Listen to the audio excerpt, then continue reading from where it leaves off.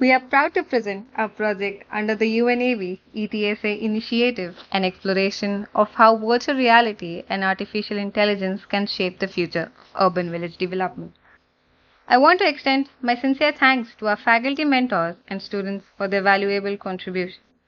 From the heart of India, we zoom into the Delhi NCR region where the village of Thapkhera lies quietly in Greater Noida.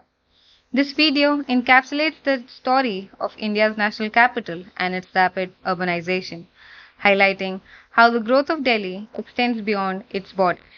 As the city expands, the pressure intensifies on its neighboring regions.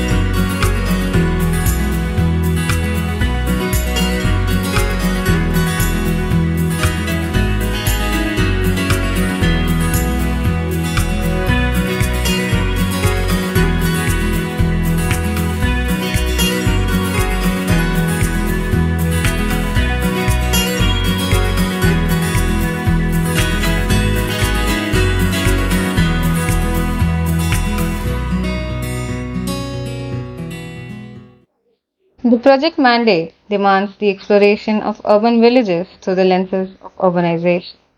Our objective was multi-layered that explores, evaluates, envisions, and empowers the bridge between tradition and transformation. Why urban villages? Urban villages are not planning failures, they are living systems, vibrant, informal, adaptive, and resilient. Yet they are often left out of mainstream development narratives. Our case study focuses on Thapkhera Village, a lesser known yet culturally rich settlement in Greater Noida, which we've come to call the city's locked corner. Why this title? Because Thapkhera, while geographically near to the city, feels light years away in terms of infrastructure, accessibility, and planning. This paradox of being so near yet so far made us curious all the stories that lies behind this urban village. Despite its marginal location and infrastructural gaps, Thapkhera thrives on its vernacular architecture, local biogas use, culturally significant built elements like ornated door frames and front yards, a communal identity that cannot be replicated by concrete junctures. But it lacks access to healthcare, sanitation, and organized public space. Why? Key reason why it remains locked. Let's take a brief journey through the whispered echoes of Thapkhera village.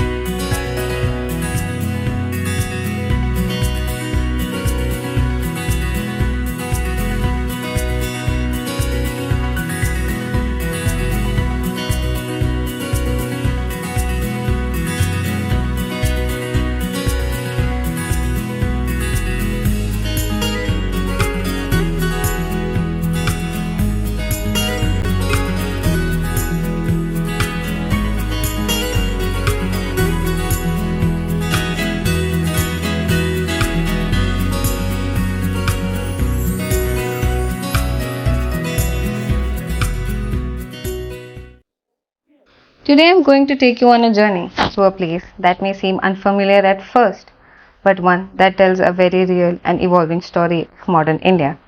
An urban village called Thapkhera nestled within the expanding regions of Greater Noida. The village is home to around 1700 people, most of whom belong to the scheduled caste, a historically marginalized community in India. The religious landscape is mostly Hindu with a small Muslim population. What we've noticed is a mismatch between place and opportunity. While the city is growing around them, many villagers still travel out for work. Jobs in nearby towns like Dadri and Noida are more attractive, and this constant movement affects community life. Hence the name, the log. We used Kevin Lynch's principle to map how people perceive their environments, and Thapkhera has clear mental landmarks like temples, community spaces, water bodies. People navigate by memory, by association. Unlike gridded blocks, Thapkhera has an organic layout. Picture winding lanes, tightly packed homes, and irregular plots. These forms tells you it wasn't designed on paper. It evolved with time, culture, and constraints. Now newer buildings are creeping in, reshaping the skyline slowly but surely. This visual highlights the village's ad hoc growth. Houses are clustered tightly, creating a kind of build-up fabrics that dense in the center and loosens towards the edges. From bird's eye view or even a figure ground drawing, you can see how space is used intensely in some pockets while other areas still breathe with open fields or leftover land. It's a patchwork, part city, part countryside. Traditionally, the village was agrarian, but over time, agricultural land has been converted into residential plots. Now we see a patchwork. Home, shop, temples, and abandoned plots all coexist. There is no zoning. People build where they can, how they can. In Thapkhera, most buildings are simple, one or two-story residences. However, some are changing. Ground floors now often include small shops or rental rooms for migrant workers. This shift from purely residential to multi-purpose spaces reflects the village's economic realities. Movement within the space is intimate and improvisational. Wide roads give way to narrow lanes and then to footpaths. Vehicles are mostly kept on the outskirts. Inside, people walk or ride scooters. And while that preserves a certain charm, it also means that during the monsoon, access can also be a challenge. We saw a mix of old and new. Some houses are kacha, made with permanent temporary materials like mud and brick. Others are pakka with concrete and tiles. Many old homes have been expanded vertically or demolished with newer construction. This fasting social aspects, most homes are inward facing with private front yards that doubles up as a gathering space. These courtyards aren't just physical, they are emotional anchors for families. Here's where the challenges really show. There's basic schooling, but nothing beyond the primary level. Healthcare is patchy, people have to travel out for anything serious. Water is sourced locally, but there is no sewage system, and waste management is mostly absent. Open drains, poor electricity supply, and minimal sanitation means that even as the city grows outside, the village struggles within. We try to map these issues, not just physically but emotionally. What does it mean for a child to walk half a kilometer for clean water? These are all invisible barriers that shape everyday life. When we mapped key issues, some things stood out. Lack of public spaces, inadequate sanitation and water infrastructure, no structured garbage collection, limited economic opportunities within the village, a slow, unregulated transformation of land and housing. Yet, despite these challenges, there is resilience. The community adapts. People find its way to extend homes, rent out rooms, or even set small shops. Our final structure plan proposes a balance, retains what's working, and upgrade what's not. We imagine better drainage and water system, defined zones for residential and commercial growth, more open and green spaces, and improved road connectivity. But most importantly, we want to respect the identity of Thapkhera. It's not just about infrastructure, it's about people, tradition, and aspiration. As we wrap up our journey to Thapkhera, we shift from observation to interventions, imagining how small changes can make big impacts. The village pond, once a hub for rituals and daily life, had become stagnant and unused. Our proposal brings it back to life, not just as a water body, but as a much needed social space. We've added a cycle track, step sitting, gazebos, landscaping, trash bins, and stalls, and even a cycle stand, all designed to promote community use, cleanliness, and cultural revival. Villages reimagined. Meanwhile, the streets of Thapkhera, though rich in character, lacked cohesion and infrastructure. Here, we collaborated with AI, teaching it about Indian context and culture. The outcome, a reimagined streetscape with solar lighting, paved roads, and landscaped edges, defined thresholds, and retrofitted sewage systems, all enhancing usability and preserving the village's identity. Together, these proposals aren't just upgrades, they are restorations of meaning. They blend heritage with innovation, turning neglected spaces into thriving people centric. This video brings the design interventions to life through the seamless fusions of AI and VR, immersing you into a visionary journey of transformation.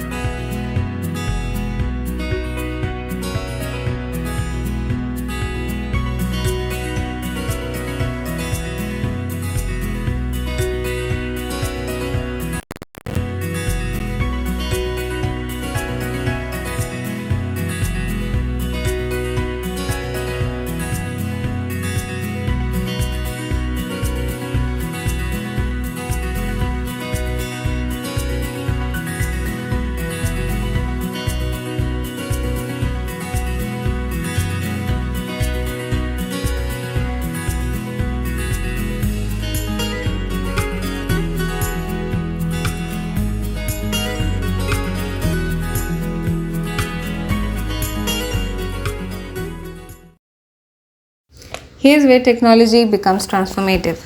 AI helps us map patterns, stimulate development scenarios, and recommend data driven policies, where VR allows stakeholders to see the future, to work virtually through rejuvenated streets, vibrant ponds, and thriving community spaces, long before the first brick is laid.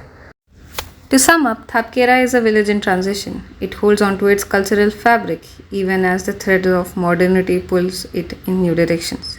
It reminds us that the urbanization isn't just about high rises and metros, it's about how everyday people adapt, negotiate, and transform their lives into evolving landscapes. Because Thapkhera doesn't need to become a city, it needs to become a better version of itself. And perhaps that's the lesson urban villages offer all of us, that growth isn't just about verticality or glass facade. It's about the right to live with dignity, with access, and with community. It's about finding a bridge between transition and change, one that isn't imposed but grown from the inside.